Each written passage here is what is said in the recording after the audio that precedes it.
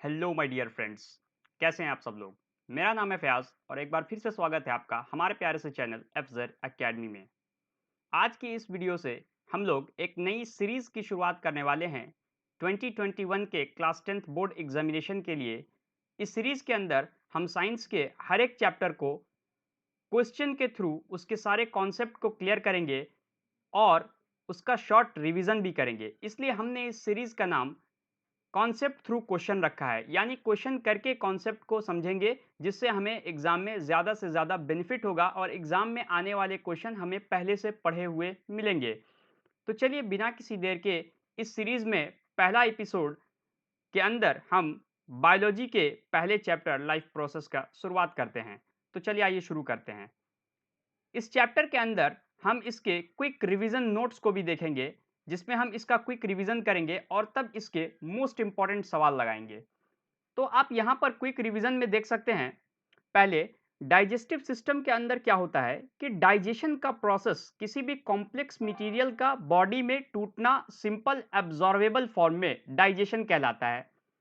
इस डाइजेशन के अंदर हेल्प करते हैं हमारे बॉडी के ऑर्गन्स और बॉडी में पाए जाने वाले ग्लैंड्स जो एंजाइम सिक्रीट करते हैं। आपने पढ़ा होगा कि डाइजेशन बकल कैविटी से शुरू होता है।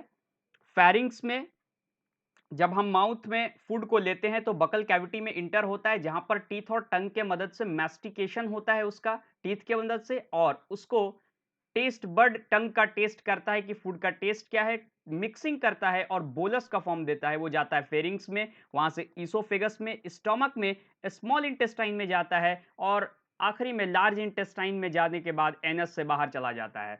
इन सारे प्रोसेस के बीच में डिफरेंट रिएक्शंस अकर होते हैं, जिसके बारे में आपने देखा होगा कि जब बकल कैविटी में फूड होता है तो स्टार्च का 30% डाइजेशन हो जाता है। जब फेरिंग्स में जाने लग जाता है तो फूड पाइप में फिर इंटर करता है। इसोफेगस में पेरिस्टाल्सिस मूवमेंट होती है, स्टमक में इंटर करता है, वहां पर फूड को एचसीएल, म्यूकस और पेप्सिन से सामना होता है। एचसीएल एसिडिक मीडियम प्रोवाइड करता है पेप्सिन के लिए, और वो पेप्सिन उस एसिडिक मीडियम में फूड में पाए जाने वाले प्रोटीन का डाइजेशन करता है पेप्टॉन्स और प्रोटियोसिस में। वहां से फूड काइम का रूप ले लेता है, वहां से स्मॉल इंटेस्टाइन में एंटर करता है, जहां पर अलग अलग एंजाइम आकर लाइपेज फैट तोड़ते हैं, वहां पर माल्टेजेस और अलग अलग तरह के एंजाइम डिफरेंट कंपोनेंट्स न्यूट्रिएंट्स जो फूड में उसको तोड़ते हैं, और स्मॉल इंटेस्टाइन के अंदर पाए जाने वाला विलाई जो है वो इसका एब्जॉर्ब करता है। क्योंकि ये शॉर्ट नोट्स है इसलिए हम शॉर्ट में पूरे चीजों को देखेंगे। इसके बाद small intestine extremely coiled structure है, किसमें, हार्बीवोर्स में, और यहां पर लॉन्गर होता है हार्बीवोर में as compare to carnivore. Small intestine herbivore में लॉन्गर इस वजह से है क्योंकि सेलुलोज का डायरेक्ट इनटेक हार्बीवोर करते हैं, लेकिन कार्निवोर ये काम नहीं करते, वो मीट और फ्लैश खाते हैं जिनके अंदर सेलुलोज नहीं होता। तो सेलुलोज के एंटर करने वाले के लिए स्मॉल इंटेस्टाइन बड़ा होता है, और जिनमें सेलुलोज का डायरेक्ट इंटेक नहीं है वहां पर थोड़ा सा छोटा होता है। और स्मॉल इंटेस्टाइन के पास है फिंगर लाइक प्रोजेक्शन विलाई, जो सरफेस एरिया को इंक्रीज करके फूड का अब्जॉर्प्शन करते हैं। डिफरेंट टाइप ऑफ न्यूट्रिशन भी उसमें हमने देखा था, पैरासिटिक, सैप्रोट्रॉफिक, होलोजोइक। तो पहले तो ऑटोट्रॉफिक और हेट्रोट्रॉफिक में डिवीजन होती है इसकी। ऑटोट्रॉफिक में प्लांट्स आ जाते हैं, ग्रीन प्लांट्स जो खुद का फूड सिंथेसाइज करते हैं, और हेट्रोट्रॉफिक में वो आ जाते हैं जो खुद का फूड सिंथेसाइज नहीं करते। हेट्रोट्रॉफिक के अंदर पैरासाइटिक, सैप्रोफाइटिक और होलोजोइक देखा था। होस्ट बॉडी से लेता है तो parasitic, dead and decaying matter पर तो सैप्रोट्रॉफिक, सॉलिड फूड पार्टिकल्स के फॉर्म में तो होलोजोइक। डाइजेस्टिव मैकेनिज्म अभी हमने देखा, ऊपर हम लोग डिस्कस कर चुके हैं। न्यूट्रिशन प्लांट में हमने क्या देखा था कि प्लांट के अंदर एक प्रोसेस होता है जिससे सिंथेसिस होता है फूड का, जिसका नाम हम लोग देते थे फोटोसिंथेसिस। रॉ मटेरियल क्या क्या था याद रखना है, सनलाइट, CO2, सनलाइट, CO2 और H2O in the presence of chlorophyll वहां पर होता है, जो कि फोटोसिंथेसिस होता है, C6H12O6, water and oxygen release होता है। तो क्या क्या इवेंट होते हैं, लाइट एनर्जी का एब्जॉर्प्शन क्लोरोफिल के द्वारा, लाइट एनर्जी का केमिकल एनर्जी में कन्वर्जन होना, और कार्बन का रिडक्शन होकर, कार्बन डाइऑक्साइड का रिडक्शन होकर कार्बोहाइड्रेट में जाना।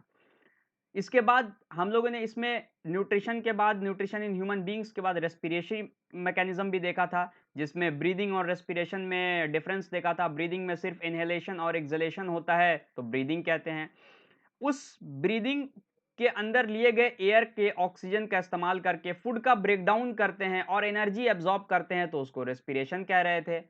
रेस्पिरेशन में तीन टाइप का देखा था, दो टाइप का रेस्पिरेशन देखा था, एक तो एरोबिक रेस्पिरेशन था और दूसरा एनारोबिक रेस्पिरेशन था।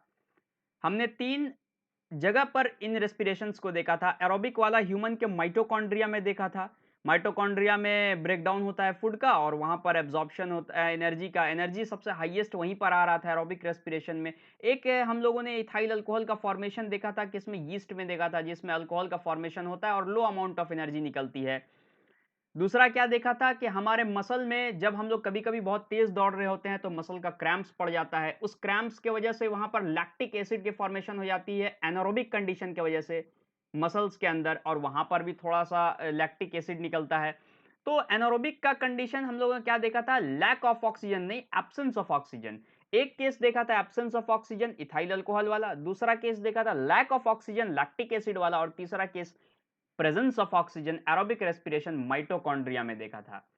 तो लैक्टिक एसिड वाला मसल्स में, एरोबिक वाला माइटोकॉन्ड्रिया में और एब्सेंस ऑफ ऑक्सीजन हमने साइटोप्लाज्म यीस्ट में देखा था।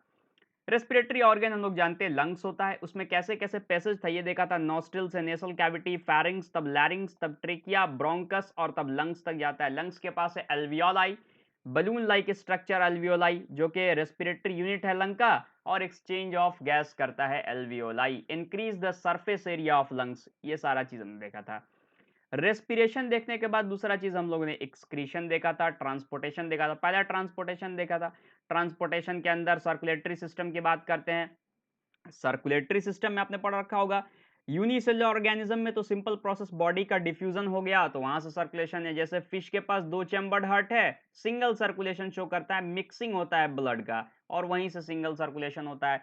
लेकिन यही चीज अगर हम आ जाएं ह्यूमन बींग्स में और प्लांट्स में ट्रांसपोर्टेशन रॉ मटेरियल का, वाटर कार्बन डाइऑक्साइड फोटोसिंथेसिस में वाटर का ट्रांसपोर्टेशन, जाइलम और फ्लोएम दो ऐसे वहां पर वेसल एलिमेंट्स है जो कि ट्रांसपोर्टेशन करते हैं।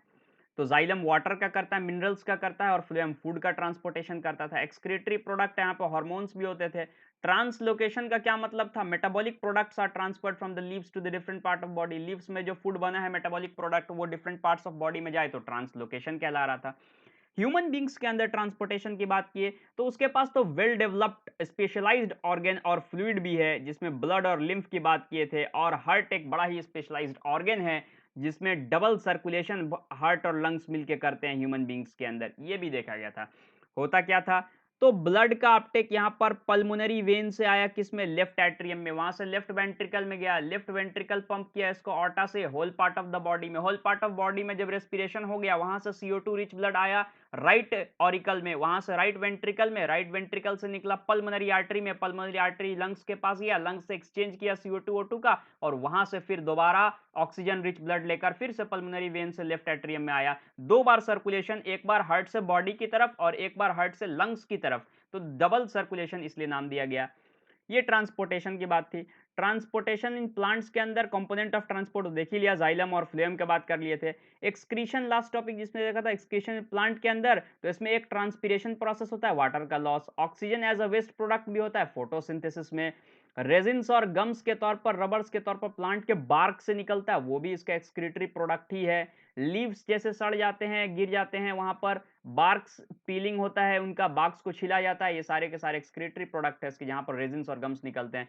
ह्यूमन बींग्स में एक्सक्रीशन की बात किया था, तो एक्सक्रीशन ह्यूमन बींग्स में तो एक बहुत ही मोस्ट इंपॉर्टेंट ऑर्गन है जिसमें किडनी है। किडनी का बेसिक यूनिट हम लोग कहते हैं नेफ्रॉन, जो कि पूरा रेगुलेशन करता है एक्सक्रीशन का। ह्यूमन स्किन भी एक्ट करता है एज एक्सक्रीटिव, इसके पास स्वेट ग्लैंड है, पसीना आता है गर्मी के अंदर, ये भी एक्सक्रीशन का एक प्रोसेस है यहाँ पर। तो यूरिन का फॉर्मेशन वो तो एक्सक्रीशन है ही, साथ में स्वेट का निकलना ह्यूमन बॉडी से ये भी एक्सक्रीशन है स्वेट ग्लैंड के द्वारा। एक्सक्रीटरी ऑर्गन में किडनी, जिसका basic and functional unit structure nephron, इसका पूरा का पूरा फंक्शनल मैकेनिज्म देख रखा होगा आपने, जिसमें आता है ग्लोमेरुलस बोमेंस कैप्सूल, वहां से PCT, loop of Henle, DCT, collecting duct और इस तरीके से फॉर्मेशन और कंसेंट्रेटेड यूरिन होता है। एक्सक्रीटरी मैकेनिज्म इसको कहते हैं हम लोग। तो आइए शुरू करते हैं अब सवाल, इसके कुछ इंपॉर्टेंट सवाल जिससे होंगे आपके सारे के सारे कॉन्सेप्ट क्लियर। तो यहां पर हमारे पास है पहला सवाल, if the salivary amylase is lacking in the saliva, which of the following events in the mouth cavity will be affected? कह रहा है अगर माउथ के अंदर जो salivary amylase, जो सलाइवा के अंदर एंजाइम होता है, अगर वो सलाइवा ही ना हो तो माउथ में क्या होगा? तो हम लोग ने देखा था कि माउथ के अंदर जो सलाइवा है उसके पास दो एंजाइम है, एक सलाइवरी अमाइलेज और दूसरा लाइसोजाइम है। सलाइवरी अमाइलेज का काम है break down of starch up to 30% starch या कार्बोहाइड्रेट, और उसमें लाइसोजाइम का काम है कि वो बैक्टीरिया जो फूड में प्रेजेंट है उसको किल करना। तो यहां पर कह रहा है कि इसके अंदर सलाइवरी अमाइलेज ही लैक है सलाइवा में, तो अमाइलेज का काम था 30% स्टार्च, तो यहाँ स्टार्च का ब्रेकडाउन नहीं होगा। तो यहां पर ऑप्शन क्या हो जाएगा, starch breaking down into sugar, इसका इफेक्शन होगा, ये इफेक्ट हो जाएगा, ये ब्रेकडाउन नहीं हो पाएगा। दूसरा सवाल, in the excretory system of human beings, some substance in the initial filtrate such as glucose, amino acid, salts and water are selectively reabsorbed। तो रीएब्जॉर्प्शन का फिनोमिनन हमने बताया था कि नेफ्रॉन्स के पीसीटी के अंदर होता है, प्रॉक्सिमल कन्वोलेटेड ट्यूब्यूल, क्योंकि किडनी का basic and structural function unit nephron होता है। इसके बाद अगला सवाल, which part of alimentary canal receives the bile from the liver. तो कौन सा पार्ट है एलिमेंट्री कनाल का जिसमें बाइल आएगा लीवर से। सो कितने भी ऑर्गन हो, चाहे लीवर है, पैनक्रियाज है, इन सारे के सिक्रीशन जाकर स्मॉल इंटेस्टाइन में गिरते हैं, क्योंकि वहीं पर होता है कंप्लीट डाइजेशन, वहीं पर इमल्सिफिकेशन ऑफ फैट्स है, जितने भी कार्बोहाइड्रेट बच जाते हैं, प्रोटीन्स होते हैं, उन सब का ब्रेकडाउन होता है, इसलिए वहां पर गिरेगा। स्यूडोपोडिया आर, स्यूडोपोडिया क्या होते हैं। तो स्यूडोपोडिया हम लोग देखा था यूनिसेलुलर ऑर्गेनिज्म, जैसे अमीबा के अंदर फॉल्स पीट होता है जिससे वो मूवमेंट भी करता है और फूड का कैप्चर भी करता है। तो false feet developed in some unicellular organisms for the capture of prey to engulf the food particles और for the movement. A few drops of iodine solution were added to the rice water. The solution turned blue-black in color. This indicates that the rice water contains। NCERT के एक experiment है जिसमें बताया गया है कि जब भी किसी सब्सटेंस में स्टार्च प्रेजेंट है, किस चीज की प्रेजेंस है, स्टार्च की प्रेजेंस है, और उस सॉल्यूशन पर आयोडीन का कुछ बूंद डाल दे तो ब्लू ब्लैक कलर का हो जाएगा। तो यहां पर प्रेजेंस है, इसका मतलब स्टार्च का। Which of the following statement is correct about the human circulatory system? इनमें से कौन सा स्टेटमेंट ह्यूमन सर्कुलेटरी सिस्टम के बारे में बिल्कुल सही लिखा गया है। तो पहला स्टेटमेंट पढ़ते हैं, blood transport only oxygen and not carbon dioxide. क्या ऐसा होता है? नहीं, बिल्कुल भी नहीं। ब्लड ऑक्सीजन और कार्बन डाइऑक्साइड दोनों ट्रांसपोर्ट करता है। Human heart has 5 chamber, no, 4 chamber. Human heart has 4 chamber. Valve ensure that the blood does not flow backward, बिल्कुल, वाल्व ये इंश्योर करते हैं कि ब्लड का बैकवर्ड फ्लो ना हो जाए। Both oxygen rich and oxygen deficient blood gets mixed in heart, नहीं, हमारे पास डबल सर्कुलेशन है, सेपरेटेड चेंबर है जिसमें ऑक्सीजनेटेड और डीऑक्सीजनेटेड ब्लड को अलग रखा गया है लेफ्ट और राइट ऑरिकल और वेंट्रिकल की मदद से। तो इसमें ऑप्शन नंबर सी बिल्कुल करेक्ट आंसर है। Next, choose the function of the pancreatic juice from the following. Pancreatic juice का फंक्शन हमें चूज करना है कि कौन सा सही है। Trypsin digest the proteins and lipase carbohydrates. क्या ऐसा होता है? बिल्कुल भी नहीं। लाइपेज तो स्टार्च का डाइजेशन नहीं कर सकते, लाइपेज तो फैट्स का डाइजेशन करते हैं। Trypsin digest the emulsified fats. क्या ट्रिप्सिन फैट्स का डाइजेशन करेगा? बिल्कुल भी नहीं, ट्रिप्सिन तो प्रोटीन का डाइजेशन करते हैं। Trypsin and lipase digest fats, बिल्कुल भी नहीं, लाइपेज तो डाइजेस्ट करेगा फैट को पर ट्रिप्सिन नहीं करेगा। Trypsin digest the proteins and lipase digest the emulsified fat droplets. Trypsin protein को डाइजेस्ट करेगा और लाइपेज फैट्स को डाइजेस्ट करेगा, बिल्कुल सही ऑप्शन है, option number D is correct. Anaerobic process takes place in the yeast during the fermentation, बिल्कुल, anaerobic process ही तो फर्मेंटेशन में होता है जिसमें इथाइल अल्कोहल और कार्बन डाइऑक्साइड का प्रोडक्शन होता है। हम लोग एनारोबिक रेस्पिरेशन में देखा है, साइटोप्लाज्म में होता है। इसके बाद when the air is blown from the mouth into a test tube containing the lime water turns milky due to the presence of। NCERT के अंदर लिखा है कि लाइम वाटर जब भी मिल्की टर्न हो तो कार्बन डाइऑक्साइड गैस की प्रेजेंस है। अगर किसी भी रिएक्शन में ये लिखा गया है कि कोई गैस प्रोड्यूस हो रहा है जिसके पास हम लाइम वाटर को लाते हैं और उस लाइम वाटर का कलर मिल्की हो जाता है, इसका मतलब कि वहां पर कार्बन डाइऑक्साइड गैस का प्रेजेंस है। Next question, most of the digestion and absorption of the food takes place in. हमने बताया कंप्लीट डाइजेशन स्मॉल इंटेस्टाइन में होता है, तो मोस्ट डाइजेशन यहां पर स्मॉल इंटेस्टाइन में होगा। Next, which of the following statement is true about respiration. इसमें से कौन सा स्टेटमेंट रेस्पिरेशन के लिए बिल्कुल सही है। तो एक एक करके स्टेटमेंट देखते हैं। During inhalation ribs move inwards and diaphragm is raised. क्या ऐसा होता है कि इनहेलेशन के दौरान रिब्स ऊपर जाते हैं और डायफ्राम नीचे आते हैं? बिल्कुल भी नहीं, रिब्स नीचे जाते हैं और डायफ्राम रिब्स जो है ऊपर आते हैं और डायफ्राम नीचे जाते हैं, इसलिए यहाँ पर ये ऑप्शन गलत है। In the alveoli, exchange of gases takes place. Oxygen from the alveolar air diffuses into the blood and carbon dioxide from the blood into the alveolar air. बिल्कुल, गैसेस का जब एक्सचेंज होगा तो अल्वियोलर एयर का जो oxygen है वो blood में जाएगा ताकि ब्लड जाकर रेस्पिरेशन कर सके और वहां का कार्बन डाइऑक्साइड अल्वियोलाई लेके बाहर फेंक देगा। Haemoglobin has a greater affinity और carbon dioxide than oxygen. Haemoglobin के पास कार्बन डाइऑक्साइड से जुड़ने का ज्यादा ताकत है एज कंपेयर टू ऑक्सीजन। बिल्कुल भी नहीं, कार्बन मोनोक्साइड से है पर कार्बन डाइऑक्साइड से नहीं है। कार्बन मोनोक्साइड से तो जुड़ने का ताकत बहुत गुना ज्यादा ऑक्सीजन से, पर कार्बन डाइऑक्साइड से नहीं है। अगर ऐसा होता तो ब्लड में कार्बन डाइऑक्साइड तो होता ही है, वो तो कंबाइन कर जाता, ऑक्सीजन से क्यों कंबाइन करता, तो फिर हम लोगों के अंदर कार्बन डाइऑक्साइड जाता और डेथ हो जाती आसानी से, ऐसा तो नहीं होता। तो इसलिए ऑक्सीजन से एफिनिटी ज्यादा है as compare to carbon dioxide. Alveoli increase the surface area for the exchange of gases, बिल्कुल सही है, फोर्थ ऑप्शन। अल्वियोलाई जो है एक्सचेंज करते हैं surface area for the exchange of gases. तो 2 सही है और 4 सही है, इसलिए ऑप्शन नंबर हमारा डी बिल्कुल करेक्ट ऑप्शन है। Next question, in which part of alimentary canal food is finally digested. तीसरी बार ये सवाल आ गया है कि कंप्लीट डाइजेशन हमारे स्मॉल इंटेस्टाइन में होता है, तो सोचिए क्वेश्चन कितना इंपॉर्टेंट है। विच is the correct sequence of air passage during the inhalation. हमें एयर का करेक्ट पैसेज बताना है कि एयर किस तरीके से हमारे नोज या नॉस्ट्रिल से सीधा लंग्स तक और अल्वियोलाई तक पहुंचता है। तो पहले नेसल पैसेज और नॉस्ट्रिल्स, यहां पर पहले नॉस्ट्रिल्स में pharynx, common passage for both food and air, then it is a larynx which is a voice box, then trachea and then alveoli, it is a correct passage. Next, if the salivary amylase is lacking in the saliva, which of the following events the mouth cavity will be affected? ये सवाल हमने question number 1 में भी किया था कि salivary amylase अगर गायब है तो स्टार्च का डाइजेशन नहीं होगा, तो ये अफेक्टेड होगा, starch breaking down into the sugars. During the respiration the exchange of gases takes place in, respiration के दौरान एक्सचेंज ऑफ गैसेस कहां पर होता है, तो हमने पढ़ा रखा है कि अल्वियोलाई में होता है, क्योंकि वो सरफेस एरिया को बढ़ाता है और एक्सचेंज ऑफ गैसेस करता है। Next question, single circulation. Next question यहां पर है, which of the following statement is true about heart. तो एक एक करके स्टेटमेंट देखते हैं। Left atrium receive the oxygenated blood from the different parts of the body while the right atrium receives the deoxygenated blood from the lungs. क्या ऐसा होता है? नहीं, ये ऑक्सीजनेटेड ब्लड लंग्स से आता है और ये डीऑक्सीजनेटेड ब्लड बॉडी से आता है। इसने उल्टा लिख रखा है, इसलिए ऑप्शन गलत है। Left ventricle pumps the oxygenated blood to the different parts of the body, right ventricle pumps the deoxygenated bloods to the lungs। क्या left ventricle oxygenated blood pump करता है डिफरेंट पार्ट ऑफ बॉडी? बिल्कुल सही, aorta के through करता है। और right ventricle क्या करता है? डीऑक्सीजनेटेड ब्लड लंग्स को देता है, इसलिए ऑप्शन सही है। Left atrium transfers the oxygenated blood to the right ventricle which sends it to the different body part. Left atrium क्या करता है? ऑक्सीजनेटेड ब्लड को राइट वेंट्रिकल को देता है क्या? बिल्कुल भी नहीं, राइट वेंट्रिकल के पास तो डीऑक्सीजनेटेड ब्लड होता है। Right atrium receive the deoxygenated blood from the different parts of the body while the left atrium pumps the oxygenated blood to the different parts of body. बिल्कुल, यहां से left atrium ने जब pump किया aorta के through different parts of the body में, वहां से रेस्पिरेशन होकर वो कार्बन डाइऑक्साइड रिच ब्लड जो है हमारे राइट एट्रियम में आता है। कहां से? लोअर और अपर वेना कावा के थ्रू, इसलिए ये ऑप्शन बिल्कुल सही है।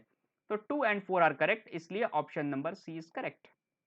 Next question, single circulation that is blood flows through the heart only once during one cycle of passage through the body is exhibited by. तो हमने देखा था कि सिंगल सर्कुलेशन एक्वेटिक एनिमल्स में देखने को ज्यादा मिल रहा था, जैसे फिशेज में जो एक्वेटिक एनिमल्स हैं। तो इसमें से हमारे पास आ गया वेल, डॉल्फिन, टर्टल, इस तरह के एनिमल्स में हमें सिंगल सर्कुलेशन मिलती है, जहां पर इंटरमिक्सिंग ऑफ ब्लड होती है, टू चेम्बर्ड हार्ट होती है, हमने पढ़ रखा है टू चेम्बर्ड हार्ट।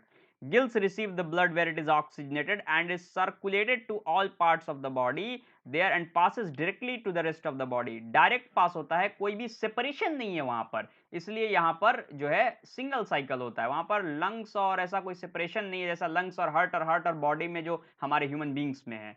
तो ये ऑप्शन बिल्कुल सही है। अब बर्ड्स और मैमल्स में देख सकते हैं 4 चैम्बर्ड हार्ट है, वाल्व्स है, मिक्सिंग ऑफ ब्लड नहीं होता बर्ड्स और मैमल्स में। हम में, चिड़िया में, इन सब में मिक्सिंग नहीं होता, पर फिश में तो हो रहा है। एम्फीबियंस और रेप्टाइल्स में क्या है कि 3 चेम्बर्ड हार्ट है, एक्सेप्ट इसमें आता है क्रोकोडाइल जिनके पास 4 चेम्बर्ड हार्ट होता है। 3 chambered heart that leads to some mixing of oxygenated and deoxygenated. यहाँ पर कुछ मिक्सिंग होता है, ज्यादा नहीं होता, पर यहाँ पर तो पूरी की पूरी तरह मिक्सिंग होती है। इसलिए ऑप्शन में व्हेल, डॉल्फिन और टर्टल हमने मारा, जो कि सब एक्वेटिक एनिमल्स हैं।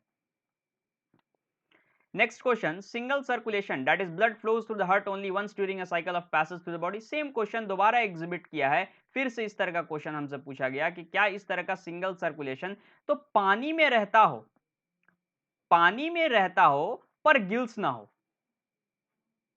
अंतर क्या हो जाता है कि सिंगल सर्कुलेशन हो, एक ही पैसेज में हो, पानी में रहता हो, पर वो मैमल हो, हिप्पोकैम्पस, एक्सोसिटस, एनाबस, इस तरह के चीज में सिंगल सर्कुलेशन देखने को मिलता है। ये ऑप्शन नंबर बी करेक्ट है। इसमें जैसे पहला वाला क्वेश्चन में देखे थे तो यहां पर क्या था, इस वाले क्वेश्चन में व्हेल, डॉल्फिन और टर्टल मारा गया था कि once during the cycle of passage through the body, और इसमें भी वही सवाल पूछा है, एग्जिबिटेड बाय द बॉडी। तो इसमें देखिए आप, यहां पर ये मैमल है, हिप्पोकैम्पस, एक्सोसेटस और एनाबस, पर यहां पर ये फिश है, इसलिए इस एग्जांपल्स को लिया गया है। नेक्स्ट, तो इसके बाद नेक्स्ट क्वेश्चन पे चलते हैं। In which the following vertebrate group does heart not pump oxygenated blood to the different parts of the body. तो हार्ट जो है वर्टेब्रेट ग्रुप से कौन सा heart not pump the oxygenated blood to the different parts of the body. तो कौन से vertebrates हैं जिनके अंदर हार्ट ऑक्सीजनेटेड ब्लड को different part of the body में नहीं फेंकते। तो इसमें पीसेज आ गए, जिसमें फिश आती है। क्या वर्टेब्रेट में है, लेकिन वहां पर हार्ट जो है डायरेक्ट बॉडी को पंपिंग नहीं करता। Which the following statement about the autotrophs is correct? तो autotrophs के बारे में कौन सी स्टेटमेंट करेक्ट है, आप रीड कीजिए। They synthesize the carbohydrate from the carbon dioxide and water in the presence of sunlight and chlorophyll. क्या ऐसा होता है? Synthesize the carbohydrate from carbon dioxide and water in the presence of sunlight and chlorophyll. बिल्कुल होता है, बिल्कुल होता है ऐसा, सही है। आपको तो इनकरेक्ट निकालना है यहाँ पर। They store the carbohydrates in the form of starch. बिल्कुल। They convert the carbon dioxide in water into carbohydrate in the absence of sunlight. Absence of sunlight? Never, never, never. It is the presence of sunlight. So this is the correct option. Incorrect option है ये, इसलिए ये सही option है आपका। They constitute the first trophic level in food chain. बिल्कुल primary producer होते हैं वो।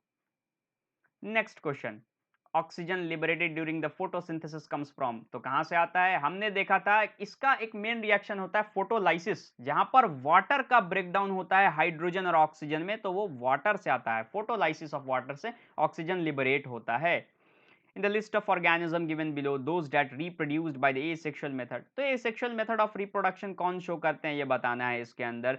तो जो यूनिसेलुलर ऑर्गेनिज्म होंगे वो करेंगे एसेक्सुअल मेथड। अब इसमें एक बात और है, एसेक्सुअल मेथड में सिर्फ वही एसेक्सुअल मेथड नहीं होते जो यूनिसेलुलर ऑर्गेनिजम्स है, वेजिटेटिव प्रोपोगेशन से उगाए जाने वाले भी होते हैं, जिसमें हमारा वेजिटेटिव प्रोपोगेशन में बनाना भी तो आता है। सो 1, 3 and 4 is the correct option.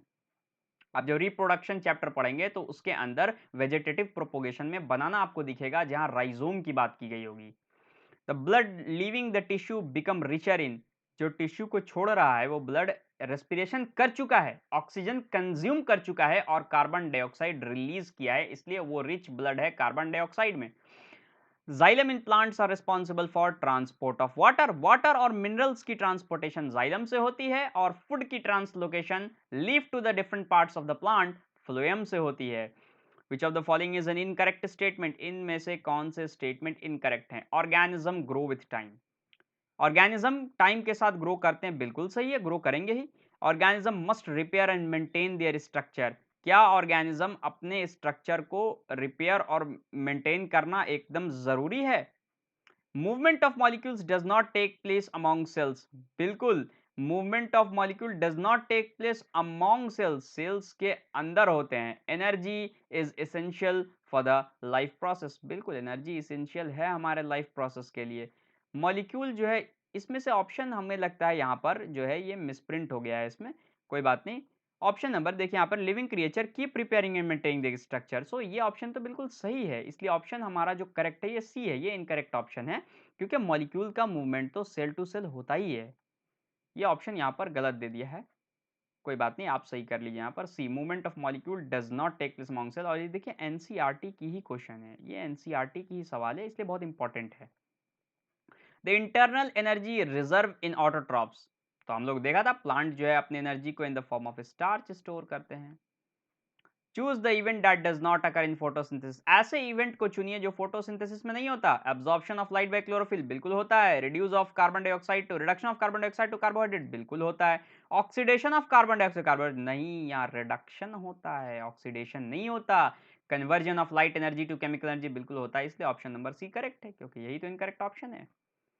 The opening and closing of the stomatal pore depends upon, किस पर? ये टर्जिडिटी ऑफ गार्ड सेल पर डिपेंड करता है। अगर गार्ड सेल के अंदर वाटर ज्यादा है तो वो अब ओपन होगा, ट्रांसपीरेशन करेगा, एक्सचेंज ऑफ गैसेस। वहां पर टर्जिडिटी कम है तो गार्ड सेल क्लोज कर जाएगा। Choose the form in which most plant absorb nitrogen, nitrogen ज्यादातर प्लांट किस फॉर्म में एब्जॉर्ब करते हैं? तो पहला नाइट्रेट और नाइट्राइट्स के फॉर्म में, और दूसरा in the form of urea. पहला नाइट्रेट्स और नाइट्राइट्स के फॉर्म में, और दूसरा in the form of urea. इन दो फॉर्म में जो है प्लांट नाइट्रोजन का एब्जॉर्प्शन करते हैं।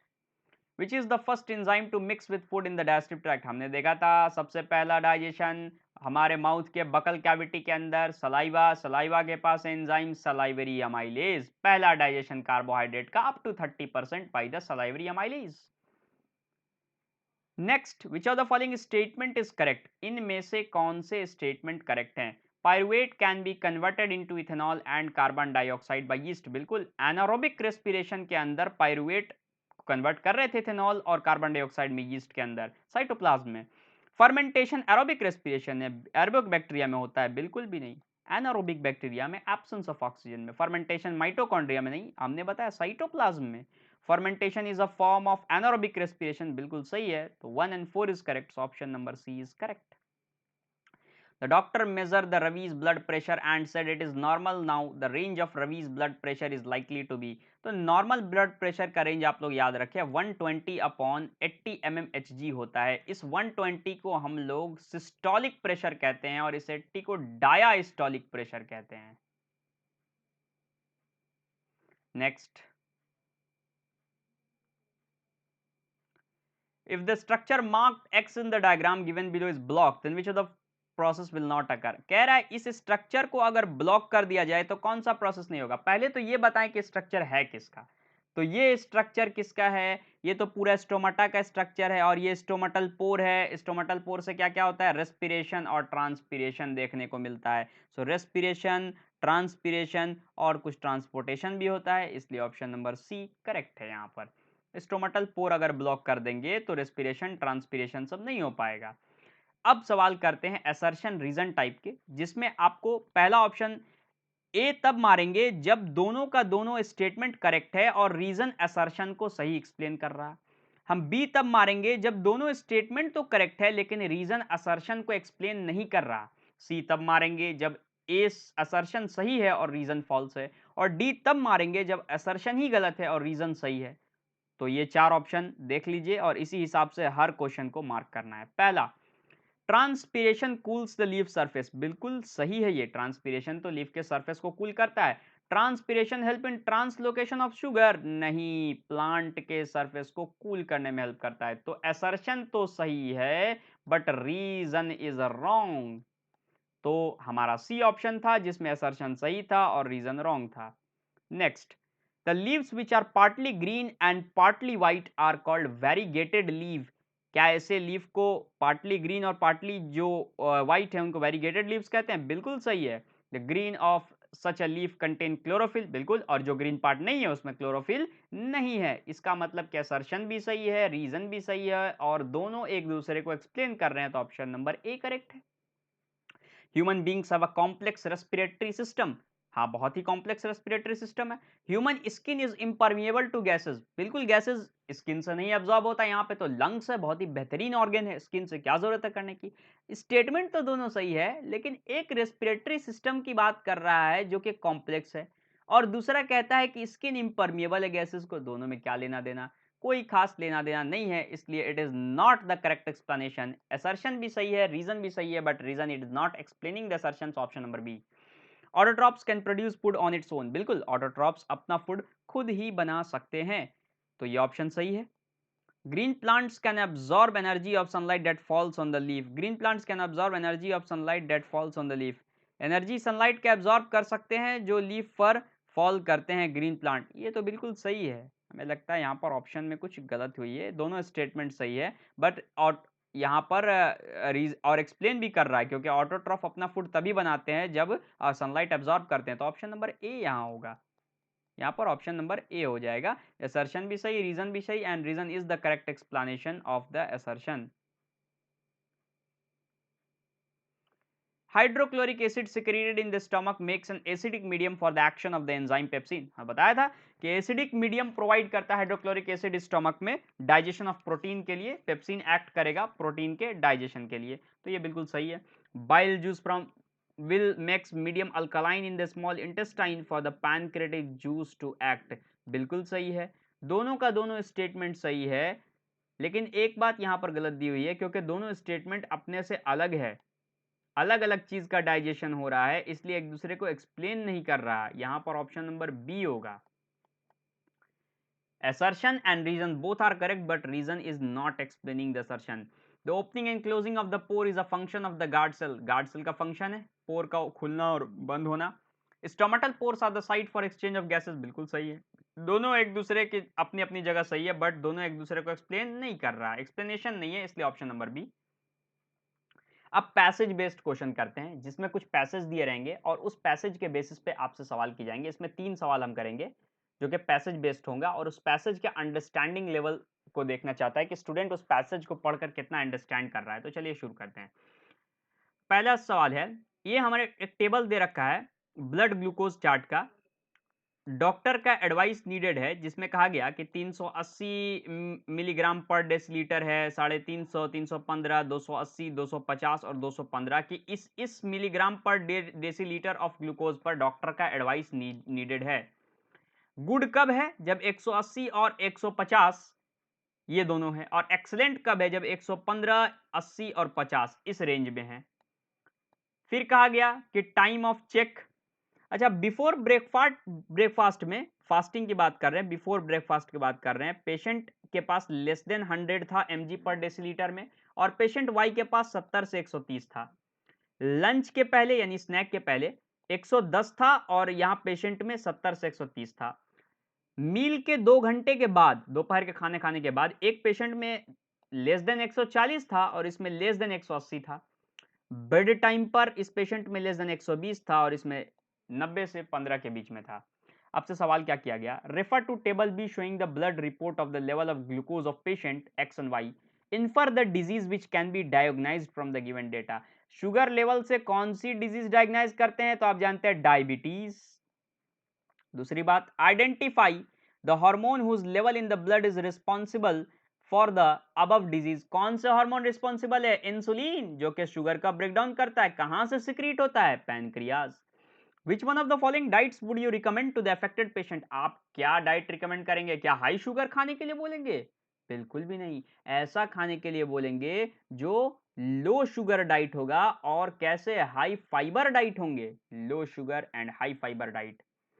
फिर refer to the table A and suggest the value of the mean blood glucose level beyond which doctor's advice is necessary। आप मीन वैल्यू बता दीजिए जिसके बियॉन्ड डॉक्टर का एडवाइस नेसेसरी है। तो आप देखिए यहाँ पर गुड लेवल पर 180 था, अगर इससे ऊपर चला गया तो आप डॉक्टर का एडवाइस 180 पे ले लीजिए ताकि इससे ऊपर जाए ही नहीं। तो मीन वैल्यू हमारा क्या आ गया? 180 आ गया। तो ये बहुत ही आसान सा सवाल है, सिर्फ बड़ा सा एक पैसेज होता है, उसको समझकर इस तरह के सवाल का जवाब देना होता है। Kidneys are vital organs for survival. अगला पैसेज पढ़ रहे हैं। Kidneys are vital organ for survival. In case of kidney failure an artificial kidney can be used.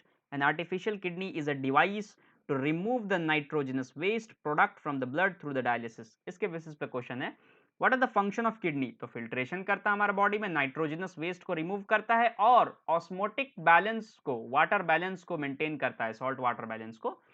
Name the filtration unit present in the kidney. Nephron is the filtration basic in structure unit. What is the excretory product removed from the kidney by the blood? अच्छा, कौन सा excretory product को remove किया जाता है? तो urea को remove किया जाता है हमारे अंदर।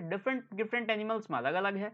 Name two substances which are selectively reabsorbed from the repheric filtrate into the blood। ऐसे सब्सटेंस का नाम बताइए जो नेफ्रॉन्स के अंदर जो है रीअब्जॉर्ब किया जाता है। प्रोक्सिमल कन्वोल्यूटेड ट्यूब्यूल यानी पीसीटी जो रीअब्जॉर्प्शन करता है उसमें कौन कौन से फिल्टर, इसमें ग्लूकोज, एमिनो एसिड, सॉल्ट्स और मेजर अमाउंट ऑफ वाटर जो है, इन सब का जो है रीअब्जॉर्प्शन वहां पर होता है। इसमें से कोई भी दो लिख सकते हैं। तो ये दूसरा पैसेज हो गया। लास्ट पैसेज हम लोग पढ़ते हैं। इसमें स्ट्रक्चर दे रखा है एनसीईआरटी का, जिसमें डबल सर्कुलेशन को शो किया गया है।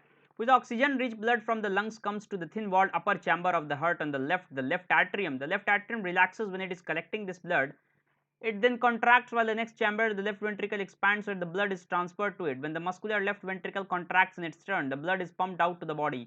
Deoxygenated blood comes from the body to the upper chamber on the right. The right atrium, as it expands, as the right atrium contracts, the corresponding lower chamber, the right ventricle, dilates. This transfers the blood to the right ventricle, which in turn pumps it to the lungs for oxygenation. Since the ventricle have to pump the blood into the various organs, they have thicker muscular walls than the atria do. Valves ensure that the blood does not flow backwards when the atria or ventricle contract. तो ये पूरा उसका double circulation का कहानी दे रखा है। इस कहानी के अंत में सवाल पूछा है, name the organ for the circulatory system in human beings. कौन सा ऑर्गन सर्कुलेटरी सिस्टम के लिए ह्यूमन बींग में? हार्ट है, आर्टरी है, वेन है, कैपिलरीज है, सारे के सारे ये सब है ऑर्गन्स है। मेन ऑर्गन्स हार्ट ही है। Name the red pigment which carries the oxygen blood. कौन से रेड पिगमेंट है? हीमोग्लोबिन रेड ब्लड सेल्स में पाए जाते हैं। How many chamber are there in the heart of an amphibian. Amphibian के हार्ट में कितने चेंबर? तो 2 चेंबर्ड हार्ट हम लोग देखे थे वहां पर। वाइज किस में? Amphibian, no sorry, 2 chambered heart in case of fishes and 3 chambered heart in case of reptiles and amphibians. Why is it necessary to separate the oxygenated and deoxygenated blood in mammals and birds? ताकि वहां पर intermixing ना हो, क्योंकि हमारे अंदर है double circulation, single circulation तो है नहीं। नेक्स्ट लास्ट क्वेश्चन है, ये वाला लास्ट क्वेश्चन हमारे पास पैसेज बेस्ड क्वेश्चन ये है। The haemoglobin level is expressed as the amount of haemoglobin in grams per decilitre of whole blood, a decilitre being 100 millilitre. The normal range for the haemoglobin depends on the age and beginning in adolescence, the gender of the person, the normal range are. तो ये normal range of haemoglobin दिया हुआ है, person person पर different होता है, उसका data दे रखा है, इसके बेसिस पे आपसे सवाल किया जाएगा। तो न्यूबॉर्न बेबीज में दिया है 17 से 22, लेवल्स चिल्ड्रन में दिया गया नॉर्मल हेमोग्लोबिन लेवल 11 से 13, और फिर कहा गया कि नॉर्मल हेमोग्लोबिन एडल्ट्स में 14 से 18, फीमेल एडल्ट में 12 से 16, और एल्डरली बूढ़े मेल में 12 से 4, 14 से 9 बुजुर्गों में, और बुजुर्ग जो हैं फीमेल होती हैं 11 से 0.7 से 13.8। तो ये कुछ डेटा दे रखा है। आपसे क्या पूछा गया? What does a low haemoglobin level mean? हमारे बॉडी के अंदर लो हेमोग्लोबिन लेवल का मतलब क्या है? इसका मतलब हम एनीमिया से ग्रस्त हैं। एनीमिया एक डिजीज होता है जिसमें हेमोग्लोबिन की अमाउंट कम होती है, यानी कि रेड ब्लड सेल्स की अमाउंट कम है वहां पर। How is oxygen transported in the human beings? कैसे ट्रांसपोर्ट होता है? रेड पिगमेंट है हमारे ब्लड में जिसको कहते हैं हीमोग्लोबिन, रेड ब्लड कॉर्पसल्स के अंदर, जो कि एक्सचेंज करवाता है। Respiratory pigment in human bodies, कौन से रेस्पिरेटरी पिगमेंट है? Haemoglobin. Which of the following is an important component of haemoglobin? Haemoglobin का इंपॉर्टेंट कंपोनेंट कौन है? तो सबसे इंपॉर्टेंट कंपोनेंट है हीमोग्लोबिन का आयरन। आयरन के वजह से ही हीमोग्लोबिन रेड कलर का दिखाई पड़ता है, रेड पिगमेंट हीमोग्लोबिन। तो यहां पर इस सीरीज के पहले एपिसोड का अंत होता है। ये वीडियो आपको कैसा लगा कमेंट सेक्शन में लिखकर ज़रूर बताएं। वीडियो अगर अच्छा लगा है तो लाइक करें, दोस्तों के साथ, रिलेटिव्स के साथ, फैमिली में फ्रेंड्स के साथ शेयर करें, जिनको इनकी ज़रूरत है उनके साथ शेयर करें। चैनल को सब्सक्राइब करना बिल्कुल भी ना भूलें, क्योंकि इसकी आगे की सारी सीरीज़ इसी चैनल पर आएगी और आपको लेटेस्ट नोटिफिकेशन मिलती रहे, इसलिए चैनल का बेल आइकन को प्रेस कर दें। फिर मिलेंगे इस सीरीज़ में नेक्स्ट चैप्टर में इसी तरह के शॉर्ट नोट्स और इम्पॉर्टेंट क्वेश्चंस के साथ।